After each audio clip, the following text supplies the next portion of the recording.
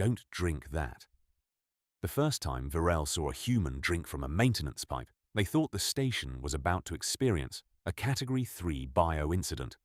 Not thought in the abstract sense. Not considered. Virel's entire physiology screamed it.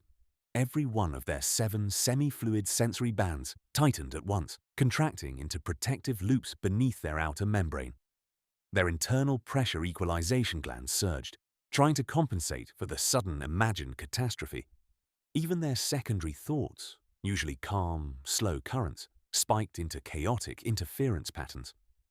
Because the human had simply opened a valve marked in bright industrial yellow, non-potable flush line, corrosive/bioactive warning, and drank.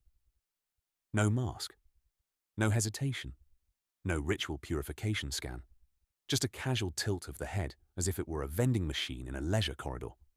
The liquid was not water. It was not anything remotely water-adjacent. Virel knew this because they had personally signed off on the chemical segregation reports for this section of the station 2 cycles ago. The flush line contained a rotating mixture of sterilization agents designed to dissolve organic contaminants down to inert slag. One of the minor compounds, an especially aggressive one from a Holdenite supplier, was known to denature viral-class membrane structures in under 4 seconds of exposure. 4 seconds. The human had been drinking for at least 6. Virel's grip on the railing tightened so hard, the metal complained. Around them, the transit corridor of Station Halcyon 9 hummed with its usual layered life, drones whispering along magnetic tracks, 3-limbed Sarin engineers floating in maintenance harnesses, a cluster of children from the Torvian delegation chasing a drifting maintenance bolt like it was a toy. Normal life. Ordinary life. And in the middle of it, a human was calmly poisoning themselves like it was a recreational activity. "Excuse me," Virel managed, voice slightly distorted by the effort of maintaining composure. Their translator band struggled with the emotional overlay. That substance is not for ingestion. The human lowered the pipe, swallowed, and wiped their mouth with the back of a sleeve. The gesture was so casual, it bordered on offensive. "Oh, this," the human said. "It's fine. Tastes like lemon metal, but you get used to it." Virel's sensory bands flared again. It contains reactive chlorinated stabilizers and osmotic disruptors. "Yeah," the human said, nodding. "Electrolytes." "No," Virel said too quickly. "That is not." A drone passed overhead, chirping softly as it scanned for pressure leaks. Somewhere behind them, a cargo pallet shifted.